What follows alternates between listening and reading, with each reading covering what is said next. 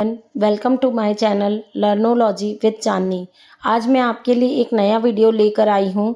ज्ञान मीमांसा, विभिन्न शैक्षिक विचारों के अनुसार ज्ञान मीमांसा, मतलब आप इसको क्या कह सकते हैं, एपिस्टेमोलॉजी। ठीक है, चलिए इस चीज़ का स्टार्ट करते हैं। सबसे पहले हम देखते हैं इसकी रूपरेखा किस प्रकार बनेगी। प्रस्तावना, ज्ञान मीमांसा का अर्थ एवं परिभाषा, ज्ञान मीमांसा की प्रकृति, ज्ञान मीमांसा की स्रोत, ज्ञान मीमांसा एवं शिक्षा, ज्ञान मीमांसा पर विभिन्न शैक्षिक विचार, ज्ञान मीमांसा का महत्व, उपसंहार, संदर्भित ग्रंथ। सबसे पहले हम इसका रूपरेखा देखते हैं। प्रस्तावना, ज्ञान एक ऐसा शब्द है जो सामान्य रूप से प्रयोग किया जाता है। ज्ञान किसी वस्तु या विषय के संबंध में दी गई यथार्थ जानकारी है। यथार्थ मतलब एकदम सही जानकारी है। यदि विस्तार में समझा जाए तो ज्ञान का अर्थ बहुत व्यापक है। ज्ञान शब्द का प्रयोग किसी वस्तु या विषय के संबंध में उसके वर्णन से होता है। ज्ञान शब्द का प्रयोग भौतिक जगत के लिए तथा आध्यात्मिक जगत के लिए अलग अलग किया जाता है। यह ज्ञान प्राप्त करने का आधार अलग अलग होता है। जैसे भौतिक जगत का ज्ञान उनके संपर्क में आकर किया जाता है। यह ज्ञान हमें अपनी इंद्रियों के अनुभव के आधार पर होता है। जैसे हमने हाथी को देखा, यह ज्ञान हमें अपनी इंद्रियों जैसे आँख से देखकर हमने ज्ञान प्राप्त किया। हमने आँखों से जब हाथी को देखा कि यह ऐसी आकृति का एक पशु होता है जिसे हम हाथी कहते हैं। इसी प्रकार आध्यात्मिक ज्ञान के लिए तर्क एवं बुद्धि का सहारा लिया जाता है। अतः ज्ञान प्राप्त करने के लिए विभिन्न प्रकार के साधनों का प्रयोग किया जाता है। अब हम देखते हैं ज्ञान मीमांसा का अर्थ। ज्ञान मीमांसा, इसे अंग्रेजी में हम एपिस्टेमोलॉजी कहते हैं। ये दो शब्दों से मिलकर बना है, एपिस्टेमी और लॉजी। एपिस्टेमी का अर्थ होता है ज्ञान और लॉजी का अर्थ होता है विज्ञान, अर्थात ज्ञान का विज्ञान। अतः ज्ञान मीमांसा दर्शन शास्त्र की एक ऐसी शाखा है जो ज्ञान का विज्ञान अर्थात ज्ञान के बारे में वर्णन करती है। जैसे ज्ञान क्या है, ज्ञान के प्रकार क्या हैं, ज्ञान का स्रोत क्या है, इस प्रकार के विभिन्न पक्षों की जानकारी ही ज्ञान मीमांसा है। अब हम देखते हैं ज्ञान मीमांसा की परिभाषा। AC ग्रेलिंग के अनुसार ज्ञान मीमांसा दर्शन की शाखा है जो ज्ञान की प्रकृति और हम इसे कैसे प्राप्त कर सकते हैं इसकी व्याख्या करती है। ग्रेलिंग जी क्या बोल रहे हैं कि ज्ञान मीमांसा क्या है, दर्शन की एक शाखा है जिससे ये पता चलता है कि ज्ञान की प्रकृति क्या है और ज्ञान को हम कैसे प्राप्त कर सकते हैं। नेक्स्ट देखते हैं हम OP शर्मा के अनुसार ज्ञान मीमांसा का आशय तथ्यों के विश्लेषण एवं संश्लेषण से है जिसके द्वारा प्रदत्त विचारों को विश्वास योग्य बनाया जा सके। अब हम देखते हैं ज्ञान मीमांसा की प्रकृति। यथार्थता, यथार्थता में विश्वास, यथार्थता के लिए प्रमाण। सबसे पहले हम देखते हैं यथार्थता। ज्ञान मीमांसा की प्रकृति क्या होती है, यथार्थ होती है। अतः यह सत्य क्या है जिसे हम देख रहे हैं, आकार, प्रकार, रंग या रूप के आधार पर यदि वर्णन कर सके तो वह यथार्थ है। जैसे ईश्वर है, मैंने देखा है, तभी ये क्या होगा, सत्य होगा। यथार्थता में विश्वास, इस अवस्था में इस बात का विश्वास होना चाहिए कि मैंने जो देखा है वही है। जैसे जिसको मैंने देखा है वही ईश्वर है, कोई और नहीं है, तभी इसमें क्या होगा, यथार्थता में विश्वास होगा। मैंने ये नोट्स बहुत ही इजी लैंग्वेज में बनाए हैं कि आप इसको 2 से 3 बार भी देखेंगे या पढ़ेंगे तो आप इसको अपने ओन वर्ड्स में लिख पाएंगे। ठीक है। नेक्स्ट है यथार्थता के लिए प्रमाण। इस अवस्था में अपने विश्वास को सत्य कहने के लिए उचित प्रमाण होने चाहिए। जैसे ईश्वर के संबंध मेरे पास पर्याप्त प्रमाण होना चाहिए कि ईश्वर का रंग, रूप, आकार किस प्रकार का है। जैसे मैंने ईश्वर का एग्जाम्पल लिया, आप ऐसा कोई भी एक एग्जाम्पल ले सकते हैं कि जैसे मैंने जिसको देखा था वो हाथी है, ठीक है, फिर मेरे को उसके बारे में पर्याप्त प्रमाण होना चाहिए कि हाँ उसको हाथी ही बोलते हैं।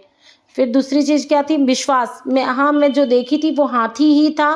फिर तीसरी चीज़, मेरे पास उसका प्रमाण होना चाहिए, हाँ मैंने जिसे देखा था वो हाथी ही है। ज्ञान मीमांसा के स्रोत, इंद्रिय अनुभव, अनुकरण, साक्ष्य, श्रुति, तर्क, प्रयोगात्मक, अंतः प्रज्ञा, अंतः दृष्टि। सबसे पहले हम देखते हैं इंद्रिय अनुभव।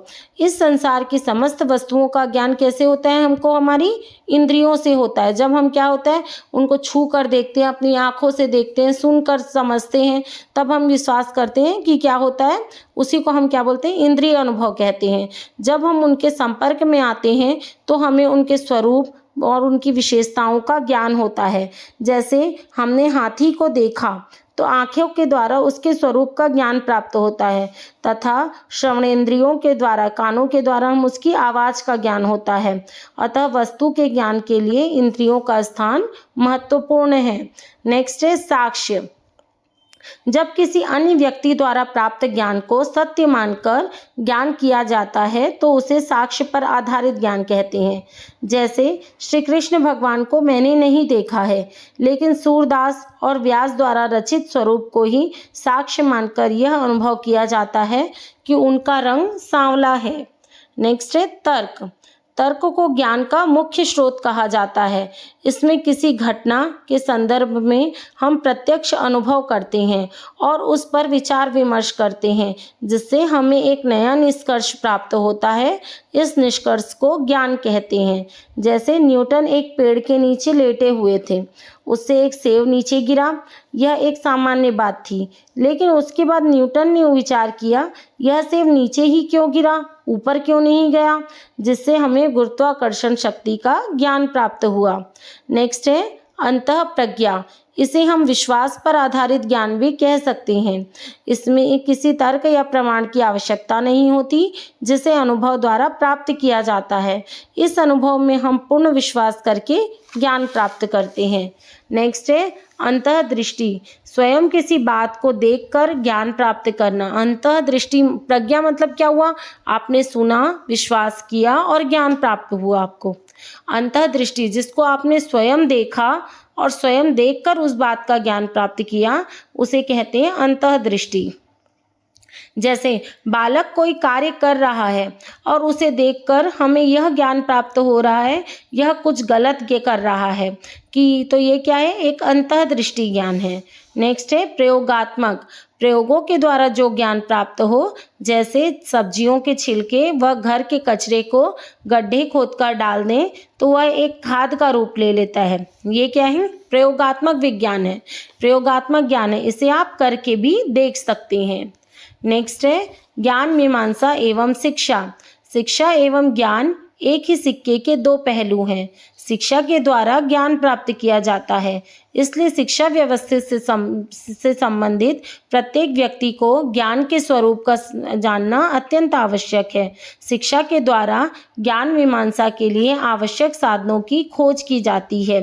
शिक्षा उन समस्त पहलुओं पर विचार करती है जो मानव के ज्ञान में वृद्धि करता है। जैसे प्रकृतिवादी क्या मानते हैं कि बालक को ज्ञान की प्राप्ति प्रकृति द्वारा होती है, ठीक है। और आदर्शवादी ये मानते हैं कि ज्ञान कौन देता है? बालक को शिक्षक देता है, या शिक्षक क्या है? उसके लिए उत्तरदायी है। अतः ज्ञान की संपूर्ण प्रक्रिया शिक्षा द्वारा पूर्ण होती है। शिक्षा ज्ञान के लिए मार्ग प्रशस्त करती है। शिक्षा द्वारा ज्ञान की यथार्थता को परखा जाता है, अर्थात ज्ञान प्राप्त करके इसका सत्यापन भी किया जा सकता है। अतः हम कह सकते हैं शिक्षा और ज्ञान मीमांसा एक दूसरे से पूरी तरह संबंधित है। नेक्स्ट हम देखते हैं ज्ञान मीमांसा पर विभिन्न शैक्षिक विचार। सबसे पहले हम देखते हैं अज्ञेयवाद, दूसरा संशयवाद, तीसरा आदर्शवाद, चौथा प्रयोगवाद।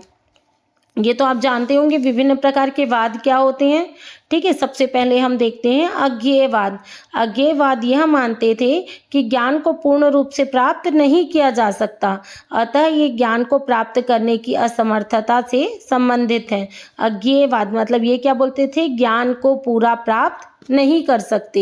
ये धर्म और विज्ञान को संयुक्त रूप से स्वीकार नहीं करते। इनका दर्शन नास्तिक विचारों से संबंधित है। इनका मानना यह है कि ईश्वर का अस्तित्व नहीं है और इसलिए संभव नहीं है क्योंकि इन्हें प्रत्यक्ष रूप से अनुभव नहीं किया जा सकता। अतः अलौकिक ज्ञान व शाश्वत मूल्यों को कोई जीवन में कोई स्थान नहीं मिलना चाहिए। इनके समर्थक कौन कौन थे? J.S. Mill, Herbert Spencer, Hume, Comte, Thomas Huxley. ठीक है। नेक्स्ट हम देखते हैं संशयवाद। संशयवाद की प्रवर्तक कौन थे? David Hume.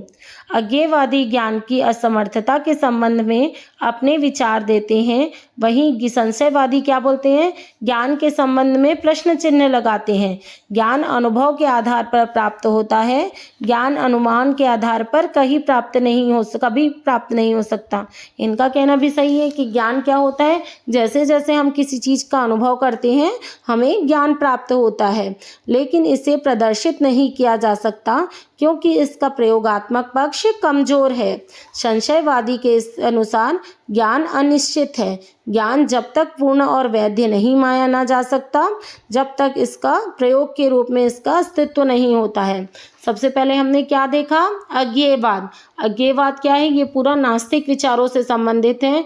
ये ईश्वर को नहीं मानते, ये ऐसा कुछ जैसे क्या बोलते हैं, ये बोलते हैं कि ज्ञान को पूर्ण रूप से प्राप्त नहीं किया जा सकता। संशय मतलब क्या होता है? शक करना।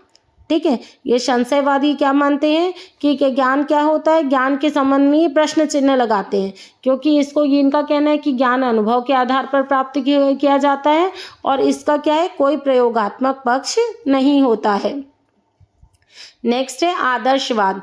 आदर्शवाद को हम क्या कह सकते हैं? विचारों का सिद्धांत। आदर्शवादी यह मानते हैं कि परम सत्य का ज्ञान संभव है और इसको प्राप्त करना मनुष्य का पहला कर्तव्य है एवं इसे प्राप्त करना भी संभव है। इसके लिए आदर्शवादी एक निश्चित पाठ्यक्रम एवं निश्चित विधि का वर्णन करते हैं। आदर्श मतलब ये कैसे चलेंगे? एक निश्चित विधि से चलेंगे। अज्ञेयवादी जिस ईश्वर को सारहीन मानते हैं, आदर्शवादी उस ईश्वर को प्राप्त करना मानव जीवन का लक्ष्य मानते हैं। जीवन का परम सत्य मोक्ष प्राप्त करना है। मोक्ष आत्मा और परमात्मा का मिलन है। इसे प्राप्त करना कठिन तो है पर असंभव नहीं। अब नेक्स्ट देखते हैं हम प्रयोगवाद। प्रयोग मतलब हर चीज का प्रैक्टिकल करके देखना। प्रयोगवादी के अनुसार ज्ञान कभी पूर्ण नहीं होता, यह आंशिक रूप में हमारा कार्य करता है। यह आंशिक ज्ञान हमारी आवश्यकता और परिस्थिति के अनुसार कार्य करता है, अर्थात जो ज्ञान हमारे व्यवहार व प्रयोग में है उसे स्वीकार कर लेना चाहिए। लेकिन इसका अर्थ यह नहीं है कि हमने जितना ज्ञान प्राप्त कर लिया है वह पूर्ण है और हमारे जीवन को सही तरीके से चला सकता है। व्यक्ति को हमेशा पूर्ण ज्ञान प्राप्त करने का प्रयास करना चाहिए, लेकिन आंशिक ज्ञान की भी उपेक्षा नहीं करनी चाहिए। इस प्रकार हम कह सकते हैं ज्ञान मीमांसा अज्ञेयवादी और संशयवादियों के अनुसार अस्तित्वहीन है, परंतु आदर्शवादियों के अनुसार यह प्राप्त किया जा सकता है। और क्या है? ज्ञान मीमांसा ही मानव जीवन का अंतिम लक्ष्य है। अब नेक्स्ट देखते हैं ज्ञान मीमांसा का महत्व। तर्क शक्ति का विकास, समस्या समाधान योग्यता का विकास, समझ का विकास, मौलिक चिंतन का विकास, नवाचार में वृद्धि। तर्क शक्ति का विकास।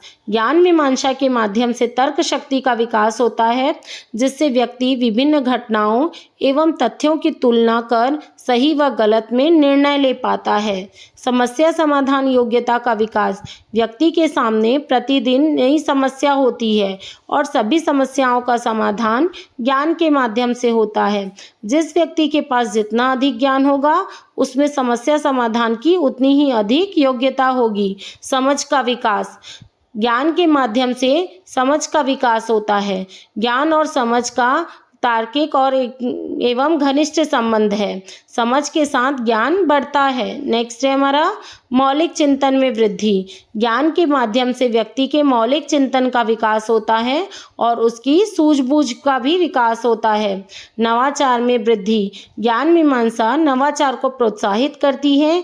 ज्ञान के माध्यम से नवीन आयामों का सृजन होता है जो नवाचार में वृद्धि करता है। उपसंहार। इस प्रकार उपरोक्त तथ्यों से स्पष्ट है कि ज्ञान मीमांसा दर्शन शास्त्र की वह शाखा है जो ज्ञान के स्वभाव, उद्गम व कार्य क्षेत्र का अध्ययन करती है।